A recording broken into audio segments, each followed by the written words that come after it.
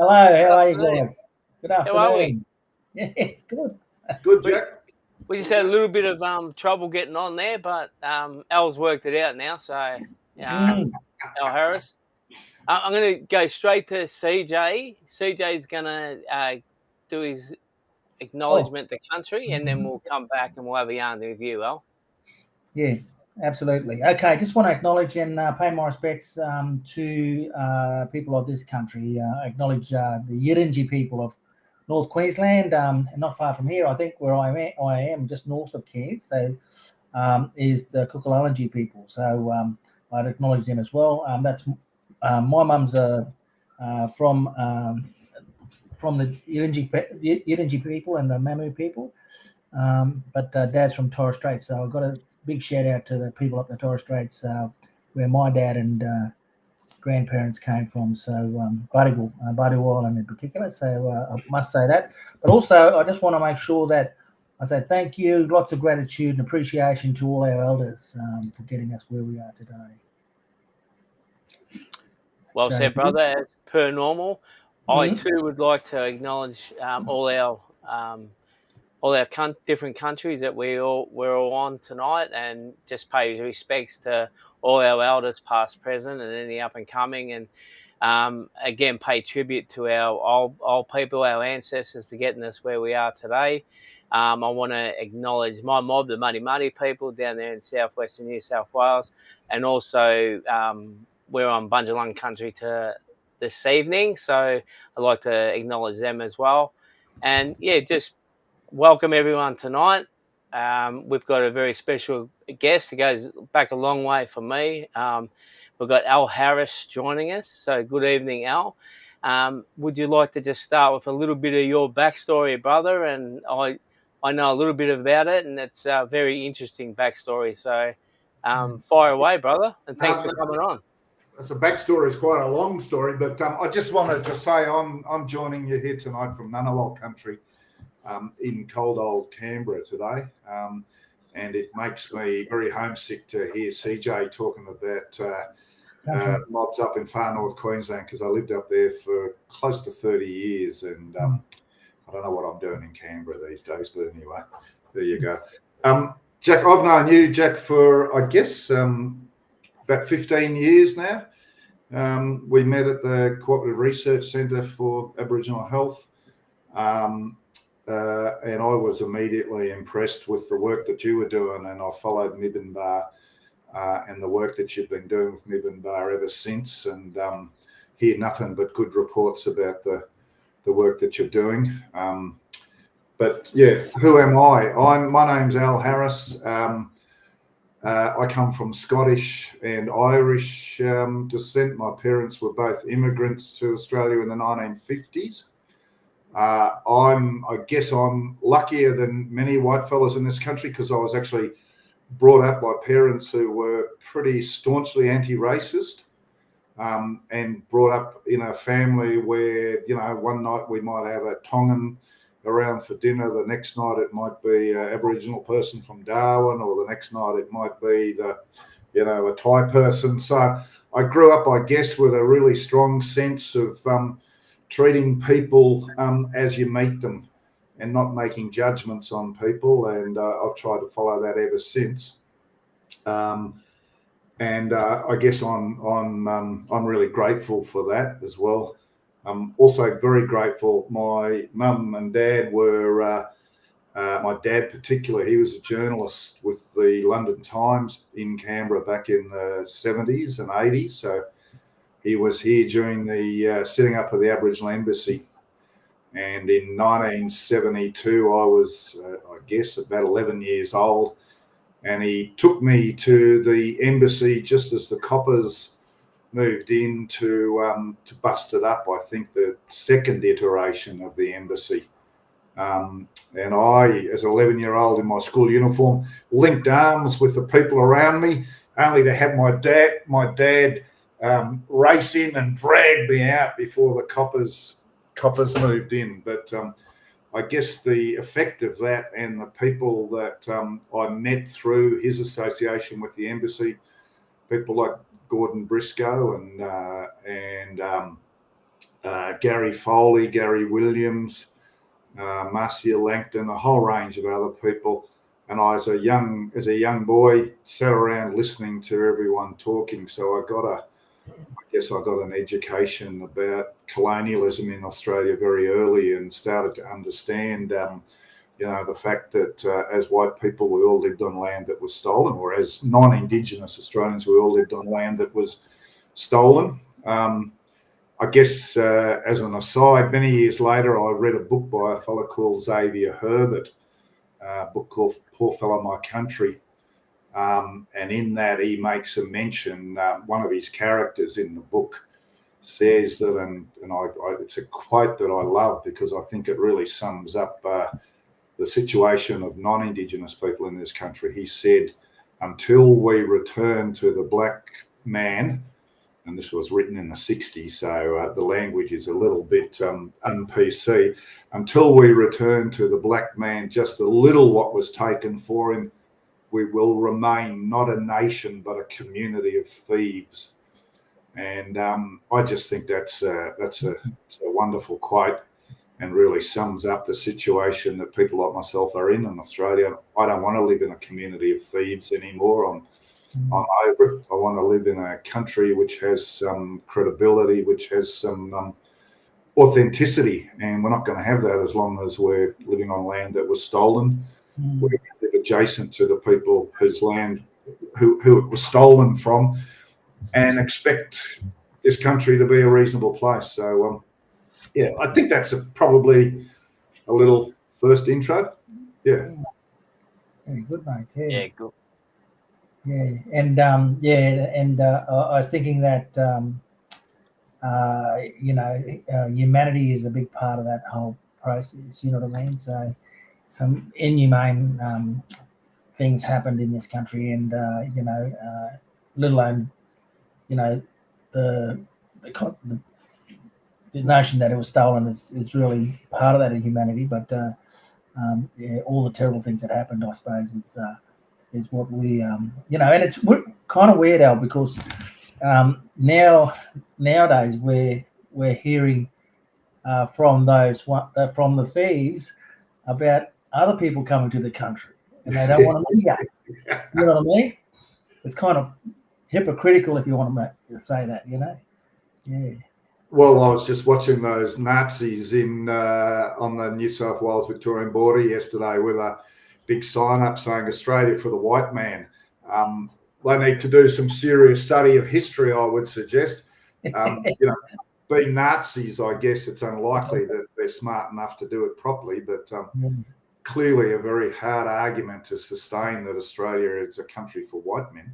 Yes, I know. It's kind of, it's been stolen a number of times. Yeah, very good. Now, Al, tell us a little bit about some of the work you've been doing over the years, going way back to, Cooperative Research Centre before that. I know you're going to be modest here, but I know a lot of the work that you do is in the media and that sort of stuff, and you write a lot of, different articles and these sort of things as well, and really, you've helped us over the years. So, I just want to hear a little bit about that, brother. All right. Well, I guess the first thing I might say is that while I was at school in Canberra was 1976. I was a 15-year-old. The Soweto uprising took place in South Africa. And if you remember at that time, the apartheid regime sent their troops out on the streets to basically bust up a student protest. And over the next few months, more than 1,000 school kids were murdered by the South African police. I guess scenes that are reminiscent of what we're seeing in Gaza today, in another apartheid state, really. But a few of us at school decided that we couldn't just sit back and watch this, so we went and set up tents outside the South African embassy, and we stayed there for 6 months. We went and spoke to the local Trades and Labour Council, and we had bans on every delivery to the South African embassy, so they got no heating oil in the middle of winter. They got no mail delivery. They got no plumbers. They got no tradies coming in. And we sustained that for 6 months. So I guess that was another, I guess, really good learning experience from me. I left school at 16, shortly after that, because I was keen to get out into the world. And I moved to Sydney and became a builder's labourer, and scaffolding and steel fixing predominantly. And through that, I was eventually appointed as an organiser with the Builders Labourers Federation, which unfortunately many people don't know about today, but we were a very strong union, very strong support for land rights and Aboriginal sovereignty in that union. We were told by Norm Gallagher that if an Aboriginal person ever came to the union, Norm was the union federal secretary, and I remember him coming up to Sydney for an organisers meeting, and he said, there's two things that you need to know. He said, if an Aboriginal man or an ex-prisoner comes to that counter and looking for a job, then you make sure you get him one. And if I find he gets priority over everyone else that comes in here, and if I hear that either a Koori or a ex-prisoner has come in there and looking for work and no one's got him a job, he said, I'll be up here wanting to know why. So that union had a really strong view about it. Gallagher was an Irishman. I guess he understood British colonialism. So he took a very strong stand on that. The Builders Labourers Federation was a really strong union, was instrumental in strongly supporting the Gurindji strikers, the Palm Island strikers, the Yarrabah strikers, a whole range of Aboriginal workers across the country that took industrial action at various times to try and win their rights. So, again, that was part of my education then as well. I became a very staunch socialist, political philosophy, which I still believe in today.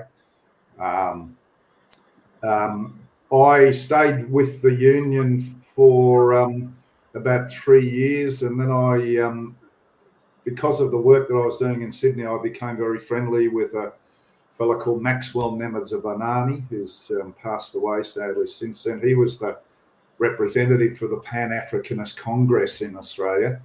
That was one of the two liberation movements operating in South Africa. And in 1984, I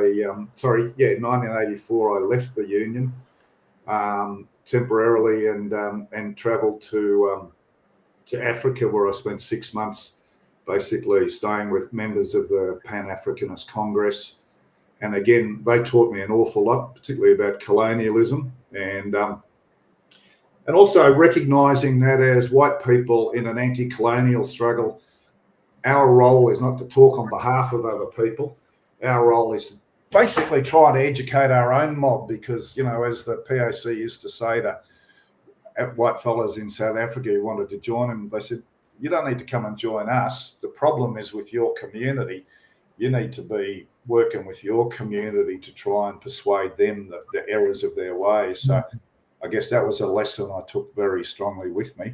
I went to university in about 1989 and studied journalism and worked for a short time at the ABC. But I found it really difficult to be impartial, when you're reporting on some stories, as a human being and as someone who'd been around and seen a few things. It didn't sit well with me, that idea of impartiality. The journalist is just there to can't have a position on things. So I ultimately left that job and moved to Townsville with my girlfriend at the time. And I ended up, I got a job with the ABC for a bit, but then I started getting work with the Cape York Land Council. I had gone up to Cairns a few times and visited people and got to know some of the people in the Cape York Land Council and got bits of work with them doing, producing a little radio documentary on the Great Barrier Reef, on trying to on traditional owners for all that sea country there, trying to get back in control of it, and a range of other things. And then ultimately went to work for the Cape York Health Council. And through that, I worked mainly for community-controlled Aboriginal health organisations for the next close to 20 years. My job has always been, I think, really to, as the communications or media officer, to amplify the voices of Aboriginal and Torres Strait Islander people. So this is really unusual for me to be sitting here talking about myself. A little bit awkward. So yeah, that's a little pot of history. Now I live in Canberra. I work for Reconciliation Australia. For now, also doing media. I'm not here to talk on behalf of RA in any way at all. I'm here in a personal capacity only, though. Yeah, fair enough, brother. Yeah, and in between that, I've worked as a postie and picked some wine grapes down in the Margaret River, and gone back to a bit of builders labouring from time to time as well when I needed to. But I'm in the tooth for that these days. Just a little bit of a little bit of backstory to that too. I reckon it was 2006 when I met Al, and you probably did my first interview. I did my first interview with Al, so we go back a fair way. And then just to top that off, a couple of weeks ago when we were in Sydney, Al probably did my last one as well, which was for Reconciliation Australia. So. And remember how kind I was to you during those interviews, Jack. So be gentle with me today, brother. You certainly were, and I still remember that 2006 one because I was just absolutely shitting myself. So I don't know how good it was or bad it was, but it was pretty nerve-wracking for me. So yeah, I do thank you for that, Al, and also along the way, you've always supported what we've done. So, yeah, look, I'm really happy to have you on, have a yarn with you, and talk about what you've been up to, mate. Because I know you do a lot of that work in the background that is so invaluable to all our mobs. So, yeah, thank you. Well, that's very kind of you to say, Jack. But I have to say, for me, it's an absolute pleasure because the life I've had mixing and associating with my Aboriginal friends over the years and Torres Strait Islander friends has given me so much, changed my life, made me a much better person, more interesting. I know shitloads more about this country than many people. So it's been an honour for me to walk on your journey with you, and journey of many other people that I've been had the good fortune of working with over the years. Yeah. No, it's you've covered quite a lot there, Al. Just a whole heap of stuff, and brought back some memories for me too, working around health, and especially in this state in Queensland. Yeah, so a lot of mob I work for and work with, I suppose, and and sometimes I wonder. I think things have improved, for people, especially those in the Cape and around the northern parts of Australia.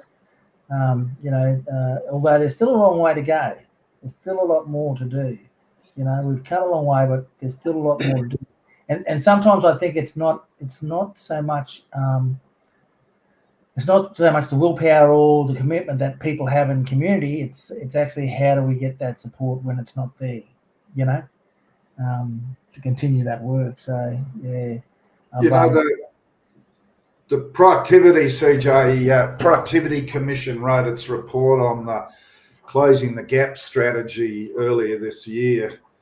And, the closing the gap has not been a huge success in most areas. As you said, things are getting worse in incarceration and theft of children, etc. But the Productivity Commission wrote that the reason why this is failing is because of the attitude of government knows best that still causes havoc in communities, and the fact that a lot of bureaucrats and politicians and other people, of course, don't take Aboriginal opinion seriously.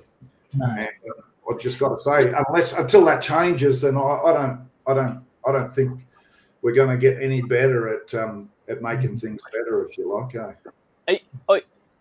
I totally agree with what you're saying, Al. I would just want to bring it back to today's the 14th of October. Okay, so let's take it back 12 months. How did you see, firstly, the lead up to the referendum, and then the year since the referendum, if you like? Tell us a little bit about your thoughts on that. Well, I started off being really optimistic about it. The polling was looking really good. Reconciliation Australia's own polling, the Reconciliation Barometer had, I think, 76% of Australians supporting a voice to Parliament, and then we just watched that crumble over from the start of the campaign on. And I guess I'd make the point that there's never been a referendum in Australia got up unless both sides of politics support it. So as soon as Peter Dutton and the National Party, or I guess the National Party came out first against it, followed by the Liberal Party, as soon as that happened, it was really unlikely that referendum was going to get up. I don't know what else I can say about it, except, it was a huge disappointment. Yeah. I guess as a white person looking in, I guess I was involved in that, but looking into your community, one of the lessons that I've taken away is that the Aboriginal resistance, which comes in all sorts of forms, from the earliest cases of, armed resistance back in the day to the, the work of William Cooper and others, the 150th anniversary, the day of mourning in 1936, whenever that was, 1938, on to some of the strikes that we talked about, the fact that, Aboriginal people joined unions in throngs back in the day. I guess the point I'm trying to make is that the resistance has been ongoing. It's never stopped. And there's been massive defeats along the way. I don't need to tell you fellas that, how bad things have been over the past 250 odd years. And yet people dust themselves up and they get on with it because there's no choice. You guys aren't going anywhere. It's your country. You're going to have to stay and fight. And that's why I guess I got a little bit... felt a little bit funny about some of my white fella mates who are all going, "Oh, this is the end of it. This is just dreadful." Like, for me, it wasn't a big surprise. I think it reflected the ignorance of most Australians to the historical story of Australia. I don't think most Australians understand what happened here. And I think the onus is on those of us allies of Aboriginal and Torres Strait Islander people to bloody pull our socks up and work even harder for change, I think. Yeah. It was really disappointing, I would say, but we kind of got a bit of a gauge on where we're at the moment, I guess, and that's something that we, obviously, like you say, dust ourselves off, get back up, and keep fighting for the rights for our people.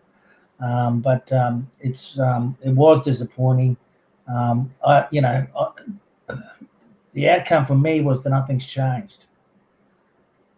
Nothing's changed, and so if anyone out there who that White Australia, I guess, is probably still asking, well, why hasn't this been fixed up? Because nothing's changed. We're still part of the, not part of the problem, but we're also part of the solution. You know what I mean? And that's what we're putting forward as a solution. But no, it's what do you call it? Bloody business as usual. Yeah. Yeah. And that's so true, CJ? I mean, that's what we've spoken a lot about that since in the past year. And like for me, I mean, it really showed, like we say we're not a racist country, but it really showed how racist we really are, to be honest. And and to see the devastation in our communities along the way, it just it is disappointing. But as you both have said, it is such a there's so much resilience there. There's so many fighting to do what we need to do, and whether it had a got up or it didn't get up, we're still going to be doing the same work anyway. So I think that's one thing. But the other thing for me was our national gathering last year ended on the 13th of October, so the day before. And we come out of that, like there was 76, 77 people from all over Australia there joining in, celebrating what we all do well. And it was, as Lisa calls it, it was the Mibbenbar love bubble. And then just on the 14th to have that happen, it was a little, it was more than a little bit disappointing. It was heartbreaking, to be honest. And like you, Al, I think we sort of knew that it wasn't going to get up, but I think we have that hope. We have that we have that thing about us where we have that resilience where we want it to get up. We're hoping to get up, and I guess that's what happened. And then there was a disappointment, and then it's back to business as usual. So it was. Yeah, I agree with you, Jack. But one of the interesting things was in May this year, there's a mob called Ipsos. They're a big international polling company, and they do a regular poll amongst Australians, which is Australians' attitudes to First Nations issues. And in that last poll in May, so what was that, 6 months after the bloody referendum, 70-odd% of Australians said that Aboriginal people needed a greater say in the policies and laws that affect them. So it's like, well, where were you 76% when the bloody referendum was on?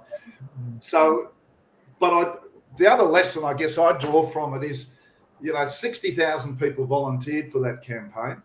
It's the biggest ever volunteer army in Australian history.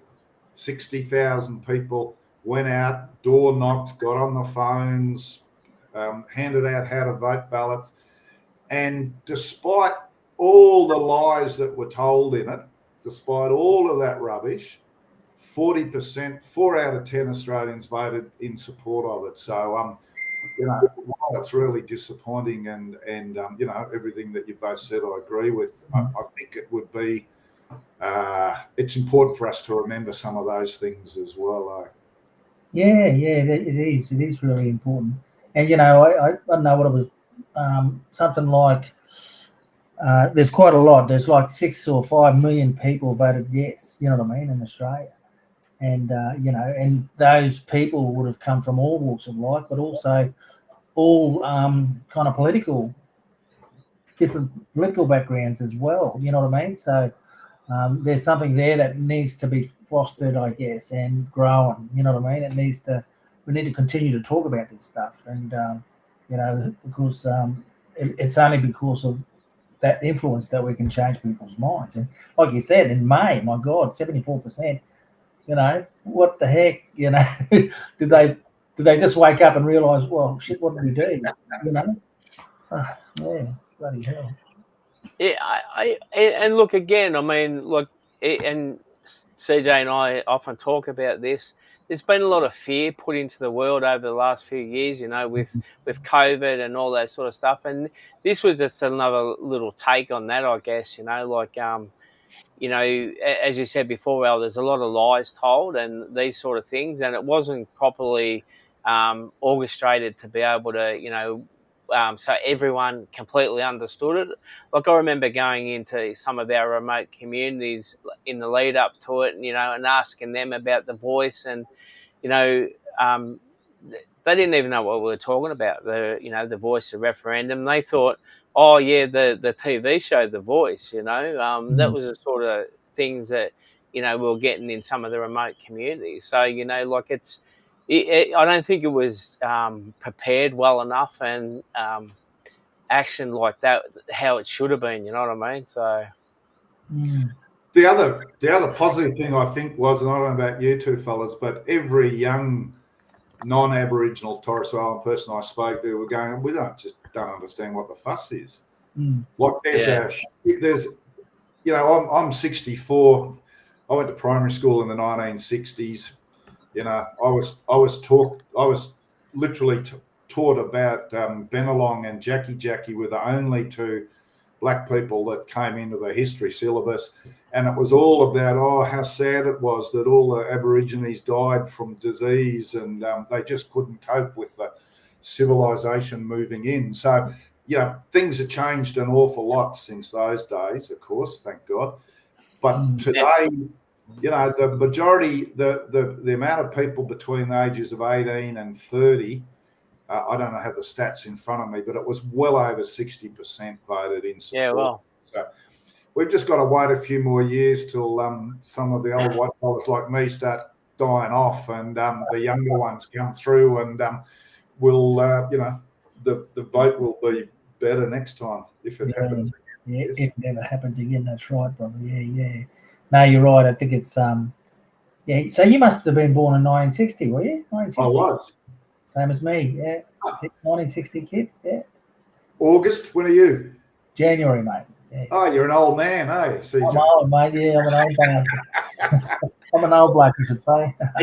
Hey, listen, we've got a couple of people that come on, and they've got a couple of comments there. We've got Derek Wilson. He said he worked for a union. We were part of a coalition opposed to the apartheid. We regularly donated to the ANC, which was considered a terrorist organisation.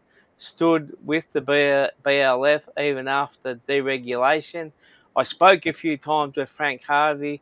Given we were both leftists, we were thanked by Mandela for our contributions, continued support for self-determination of our mobs back then, and continue to do so.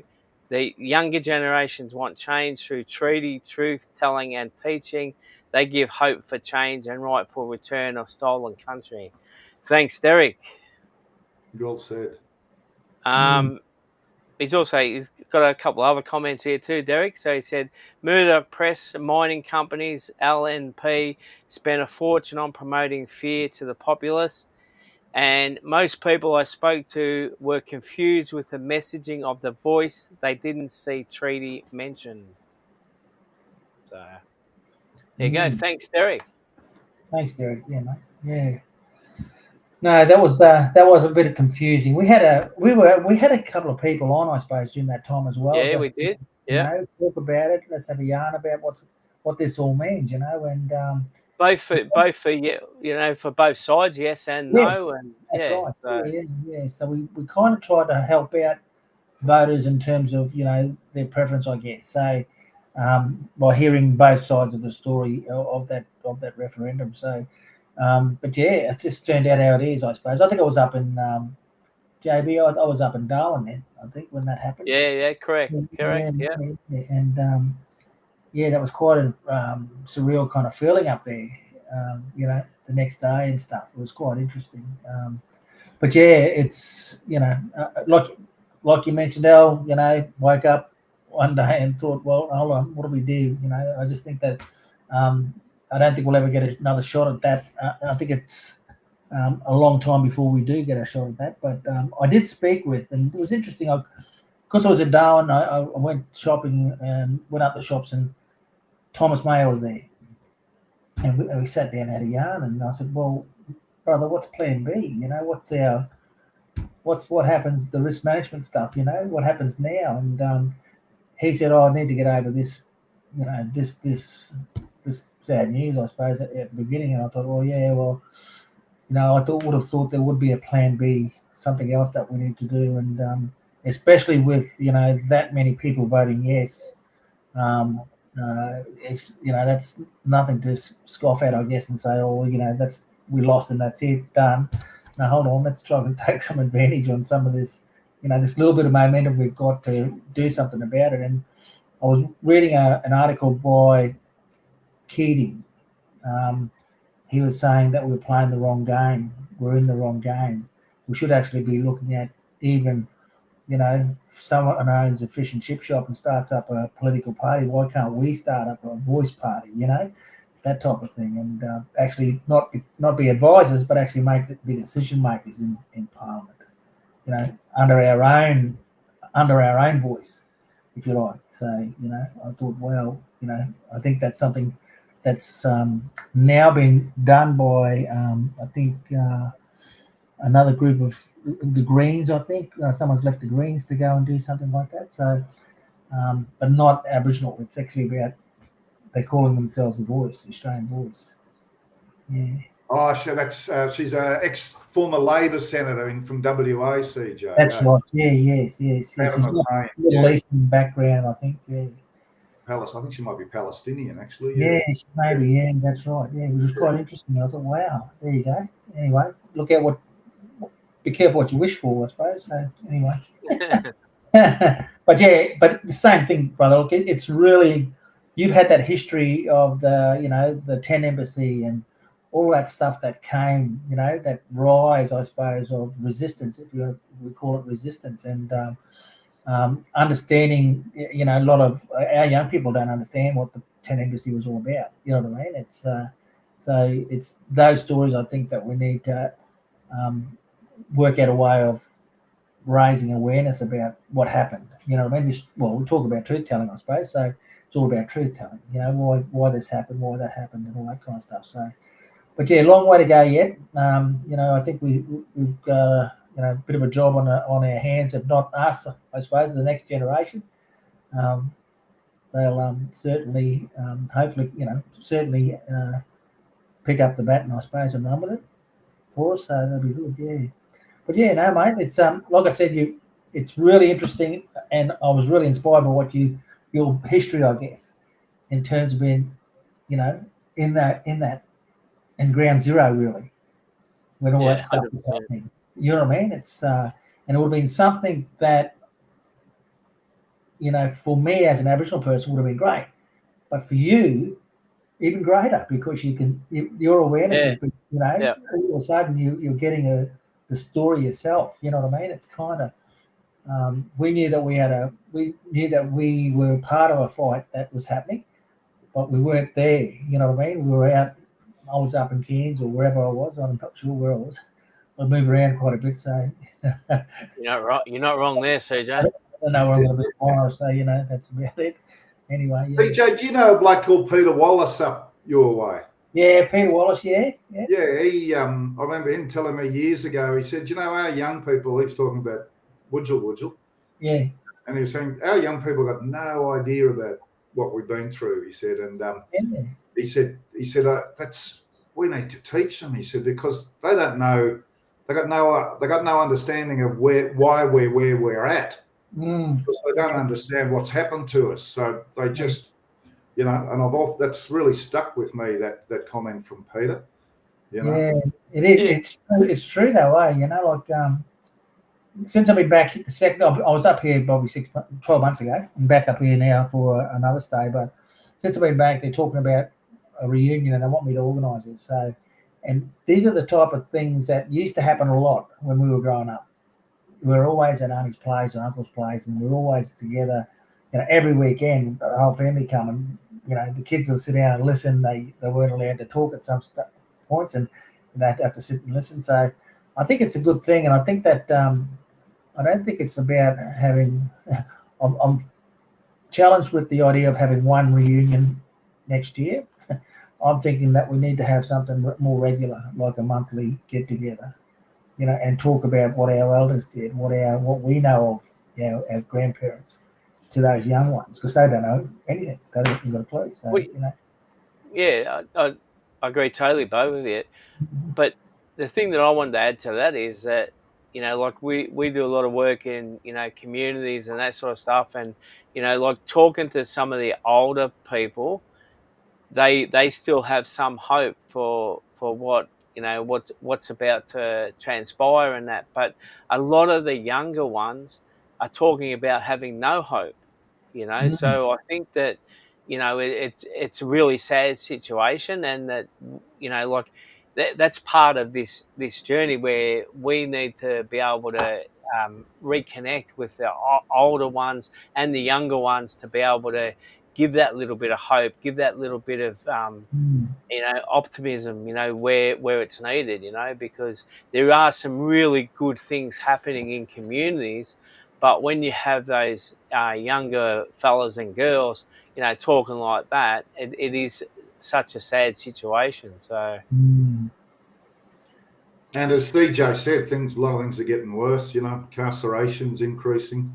Look, let's children being removed from families. Poverty's getting worse. Yeah, I mean, we over the last couple of years, we've been doing a lot of work, in the justice system, and like working, doing a lot of work with Dr. Meg Williams, and in and around, incarceration and that sort of things, and to see some of the things in there, it's just absolutely horrible. If jails were for rehabilitation, that's fantastic, but they're actually not. They're for to dish out punishment. So brutalise people, no. Brutalised people. Yes, right. Yeah. I mean, they're already breaking people, and they're trying to break them more. So, and to be honest, to see like a lot of our mob in there, for things that they shouldn't be in there for, like like if they've got an addiction or whatever it may be, and they're doing silly little things and then getting caught for those, and not paying fines and these sort of things, and ending up back in jail. It's that whole revolving door process. You know what I mean? So we need to get better at that, and it's probably a conversation for another night. But like it makes you really sad to see those sort of things happen. Yeah, it's not bad. It's not help, JB, like what's happened in the territory at the moment with the age limit now 10. Yeah, 100%.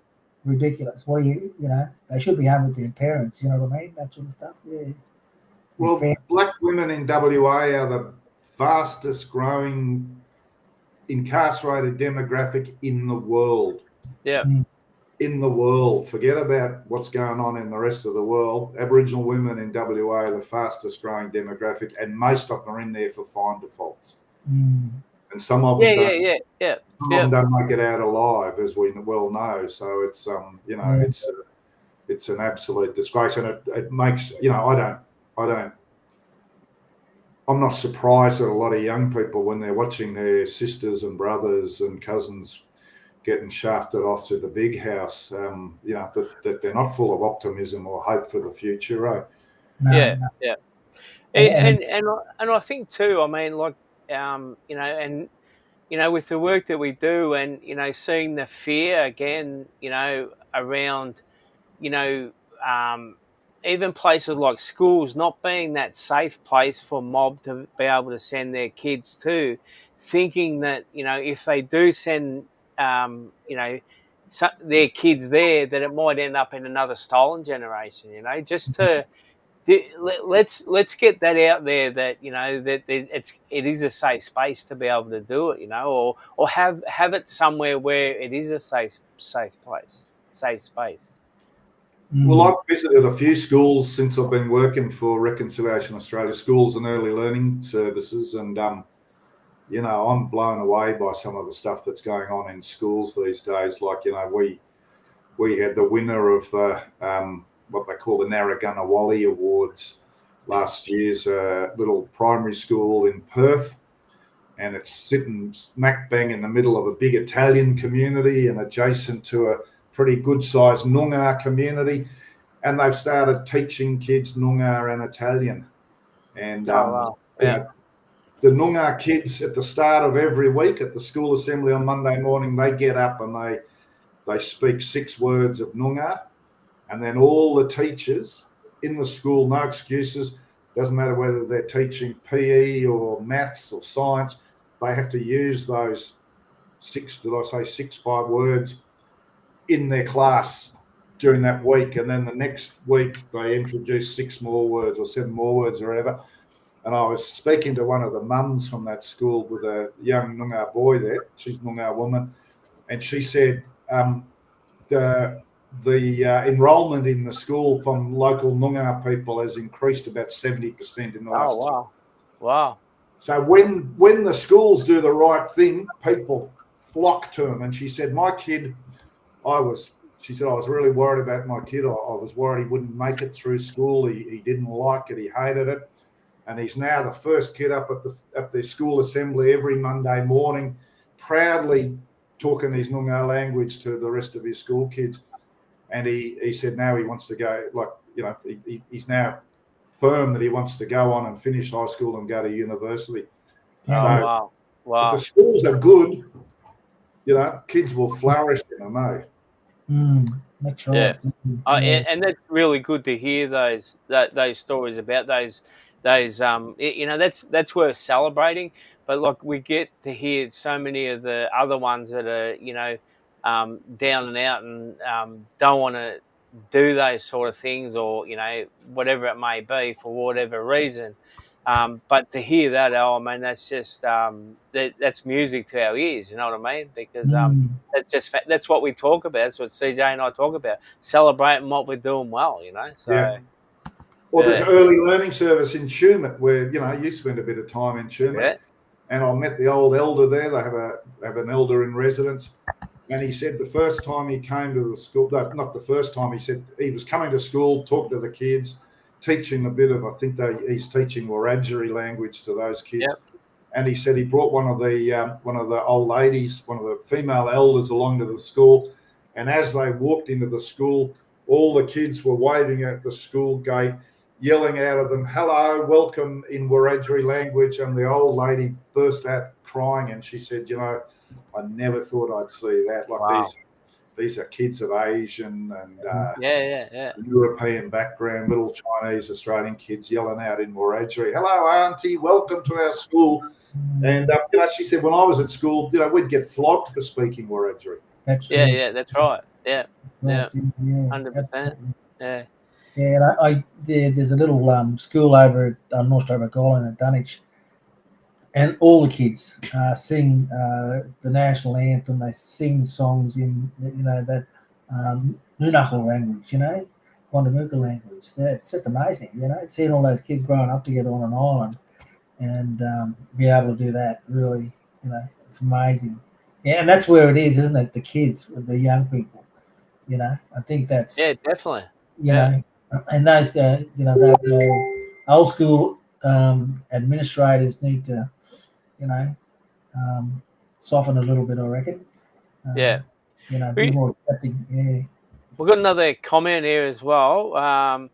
Yarning to an auntie and uncle a few years ago, they made the point many elders whom would have taught are missing due to early passing. Prison system is designed for profit, and First Nation people are fair game for racking and stacking. Yeah, look, totally True. agree. So, Yeah. and good afternoon to Nancy Jeffrey watching in Darwin there. Hello, Nance. How are you? Amazing. Yes. Yeah, you know, we talked about this a lot, Joby. And, you know, obviously things need to change, and we really just don't. You know, how does it change? You know, without some kind of intervention. You know what I mean? It's really sad. And someone said to me, "Who was that?" It's only probably a few days ago. "Yes, that's what we'll do, Charlie." And I said, "Yeah, what are we going to do?" She said, "Let's own a prison. Let's get our own prison and put our mob in our own prison." You know what I mean? Yeah. So things like that, I think, you know, may help to rehabilitate them or get them back. You know.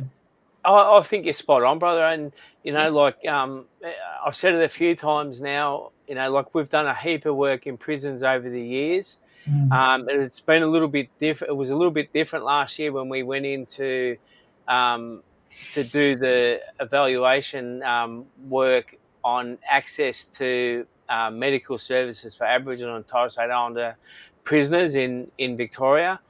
It was just horrific to see. We work with the Ombudsman's office, so we had, you know, we were probably pretty lucky in that sense because we weren't blocked as much, if you know what I mean. So we were allowed to do what we needed to do, and to see some of those stories, hear some of those stories, see some of those men and women tell their stories. They were just horrific, and it ended up ombudsman, they wrote a report about it, and it's been released and all that sort of stuff about with the access to medical service for prisoners, and it was just horrific. It really was. I come away from it just thinking that this is just such a horrible system. As we say, like some of those men and women in there for not doing much. You know what I mean? So just a horrible story. I thought so. Well, I think it's telling also that I know the stats from Australian across the whole prison, mainstream and First Nations, is like something like 86% of people have a mental health issue. No, definitely, that's right, yeah. Disability. Many of them have got an intellectual disability, or a medical condition that doesn't get treated properly when they're inside. So it's just some of the stories just unbelievable. So I think it's the sign of a really fundamentally racist society when half the prisoners in many states are black, and Aboriginal and Torres Strait people only make up about 4 or 5% of the population. There's no other explanation for it. Yeah, that's right. It's big business, mate. They're bloody terrible. It's big business. Just like Derek said, it's racking and stacking. That's it. Yeah. It's jobs for the boys, and contracts for. I was yarning with some people the other day. They run a service in Perth, and they look after women while they're inside, but also when they come out, help them transition. And there was one lady who was saying, she thought she was going to spend the rest of her life in jail, and now she's enrolled in a Bachelor of Arts degree at Murdoch Uni. She's got a guaranteed job at the end of it.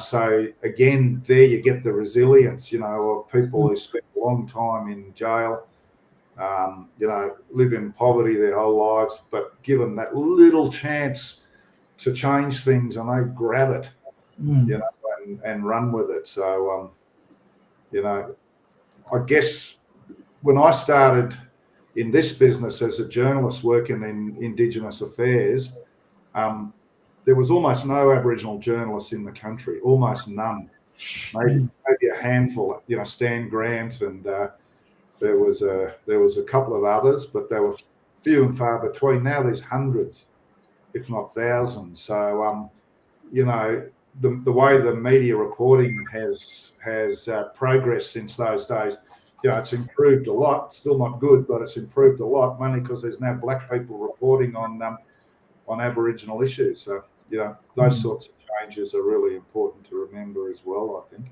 when we all get a little bit sad and down in the dumps about the way things are. No, look, and once again, I've got to say that things are improving, but there's a long way to go. We just got a long way to go, and we've got to continue the fight. They're probably, we're expected to fight. You know what I mean? So it's really important that we look at the bigger picture. We know the long game as well, because we've seen our elders and what they did, what they sacrificed for, the rights of our people. So it's also about how do we pass that message on to these young ones as well. And JB, you talked about our elders talking to the young ones, about what they did in their lives and how they live their lives and why they're like they are. You know what I mean? It's really important, and I think that we just got to continue doing that, little bits at a time. Who was that? Who sings that song, brother? From little things, big things grow. That's it. Henry Carmody. Henry Carmody, yeah. Yep. Yeah. So I think that's what we have to do, and we might need to, when we talk about little things, there might be little people, big things will grow. So we need to make sure that we. And look, everyone needs that role model. Everyone needs that mentor. Everyone needs that, person that they can have a yarn to as well. And, it's got to be that right message as well. It can't be just any message. It's got to be the positive, that strength that comes with with what we all do, and again, it's that resilience that you spoke about before, Al. Like we know our mobs are resilient. We just need to be able to work with that, and for everyone to be able to move forward, and one big happy country, So yeah. Very good, brother. Yeah. Well, mate, it's been really nice having you on, Al. Thanks, CJ, and thank you both. And I just want to say, what we're talking about before, then you guys are walking, talking examples of this stuff, looking out for people, doing the right thing, working to try and help people, heal, come together. I'm in awe of you both, and I'm in awe of, what I call Aboriginal resistance. It's been, I just cannot imagine having been through everything that mob have been through, and still getting up in the morning and going off to live good lives and do the best they can. People can do for their kids and their families and their community. It's an amazing example for everyone to feel. Absolutely. Yeah, and you've been there right by everyone's side, brother. So thank you for that. A lot more Al Harrison in the place. Yeah, 100%. There's a lot of us out there now, I think. But I don't think I think it's changing these days. There's more people like me who get this stuff when they're younger. It wasn't like that in my day at all. Not for most white fellas, but yeah. So been an absolute pleasure having you on, Al. Thanks for. I just want to say thank you from the bottom of my heart for everything over the years. Been great having you on. We'll get you back on again. I mean, as you said before, we've been doing this for a while now. It's it'll be coming up to 5 years early next year. So it's something that we love doing, something that we love to share, and I mean, it does get people together. So we're pretty proud of what we've been able to achieve with this. So so fantastic. So well, thank you both for letting me on, and wasn't nearly as bad as I thought it might be. No hard questions, brother. It's all about just having a yarn and talking about what you want to talk about. So absolutely. And I'm jealous of you both. You up in far north Queensland, CJ, and where are you? You're in the Gold Coast, huh? No, where are you? I'm in Evans Head at the moment. So well, still better places than where I am at the moment. It's a little bit cold here, but no, all good. Well, when you're up this way next time, mate, check us up. Where are you? You said you're living north of Cairns, huh? At Clifton Beach, mate. I got the. Oh, okay. Got the beach. Beach is right at the front door. So. I'm a former Machan's Beach boy myself, eh? Oh, Machan's Beach, yes. Yeah. And I'm a former Kawara Beach boy. Kawara Beach boy. That's right.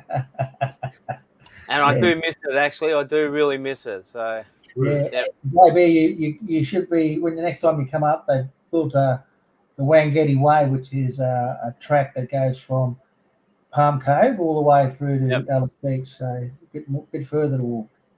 Oh yeah, beautiful. Yeah, no, I'll next time I'm up there, CJ, I'll give you a shout. We'll do the walk together if you're up for it. Yeah, I'm up for it. Yeah, always. All right, fellas. Thanks for joining us. Thanks, everyone.